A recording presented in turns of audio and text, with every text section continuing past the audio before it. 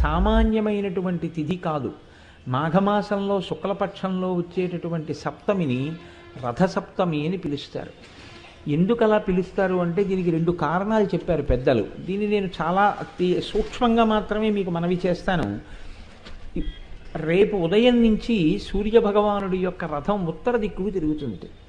దానివల్ల ఏమవుతుందంటే మిగిలినటువంటి గ్రహముల మీద ఉండేటటువంటి సూర్యుని యొక్క వెలుగు, సూర్యుని యొక్క ప్రకాశము కొన్ని గ్రహముల మీద తగ్గుతుంది. ఇంత పరమపుణ్యప్రదమైన ఉత్తరాయణ పుణ్యకాలంలో ఎటువంటి పాపములు చెయ్యకుండా ఉండగలిగేటటువంటి శక్తి మేధస్సుకి దేనివల్ల కలుగుతుంది అంటే, ఈ కాలమునందు చంద్రప్రకాశం చేత జిల్లేడాకు మీద ఉండేటటువంటి నూగులాంటిది రేగుపండు తలకి తగిలి బ్రహ్మస్థానమునందున్న వేడితో అది సంయోగాన్ని చెందితే రాబోయేటటువంటి కాలంలో వడదెబ్బ తగలకుండా కావలసినటువంటి శక్తిని తల పుంజుకుంటుంది, ఓషధీ శక్తిని. రెండు, ఇంత పరమ పవిత్రమైన ఉత్తరాయణ పుణ్యకాలంలో ఎటువంటి పాపకర్మలు చెయ్యకుండా మనిషి రక్షింపబడతాడు. మూడవది ఏమిటి అంటే, మీకు ఇందాక చెప్పానే యావజ్జీవ కారాగార శిక్ష పడిన వాడిని 12 సంవత్సరముల తర్వాత వదిలేసినట్టుగా ఈశ్వరుడు ఒక్క మనుష్యుడికే ఒక అనుగ్రహం ఇచ్చాడు. ఇది ఎంత తేలికైన అనుగ్రహం ఇచ్చాడంటే, రేపటి రోజు ఉదయం రథసప్తమి తిథి ఉండగా సమంత్రక స్నానం చెయ్యాలి. మంత్రం లేని స్నానం మీరు చేశారనుకోండి, అది కాకి స్నానం అని పిలుస్తారు. దానివల్ల ప్రయోజనం ఏమి ఉండదు. జిల్లేడాకులు రేగుపళ్ళు తల మీద పెట్టుకుని నేను పోసుకున్నానండి అన్నారనుకోండి, దానికి ఏం ఉపయోగం ఉండదు. సమంత్రకమే చేయవలసి ఉంటుంది స్నానాన్ని. దాన్ని మంత్రస్వరూపాన్ని ఏం చేస్తారంటే అందరికీ అందుబాటులోకి తీసుకురావడం కోసం మంత్రం అంటే అంగన్యాస కరన్యాసాలు ఉండాలి, ఒక ఉపదేశం ఉండాలి. ఇవన్నీ మళ్ళీ అందరికీ ఎలా అందుబాటులోకి వస్తాయి?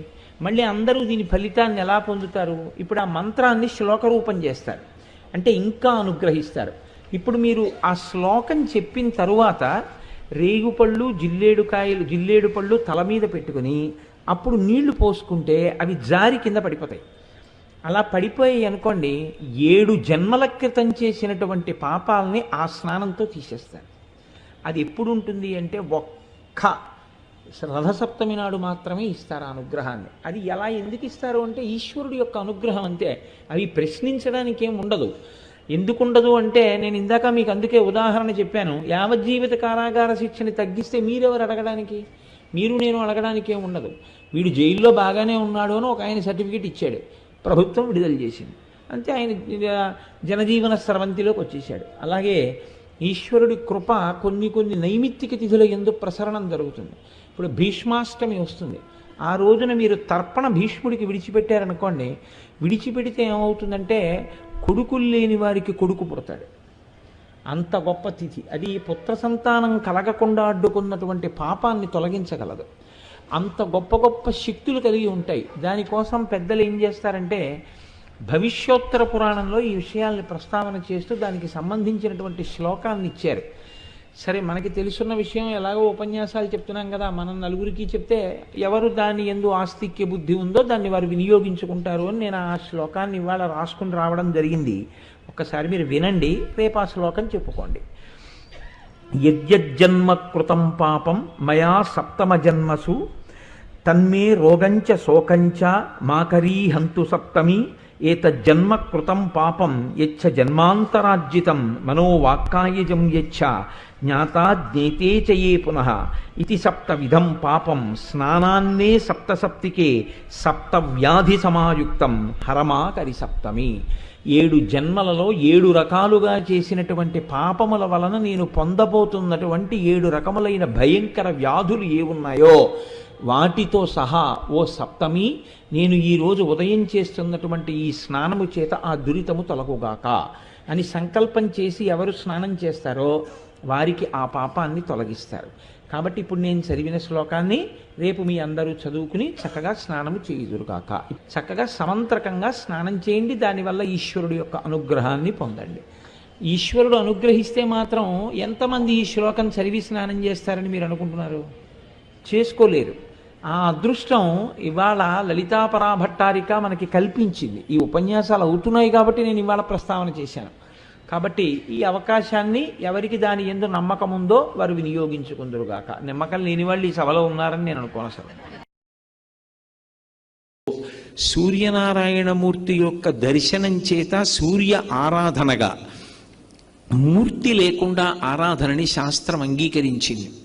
ఎవ్వడు సృజించు ప్రాణుల ఎవ్వడు రక్షించు త్రుంచు ఎవ్వడనంతుండెవ్వడు విభుడెవ్వడు వాడి విధమున మనుచు బినుచు హేలారతుడై అంటారు పోతన గారి భాగవతంలో.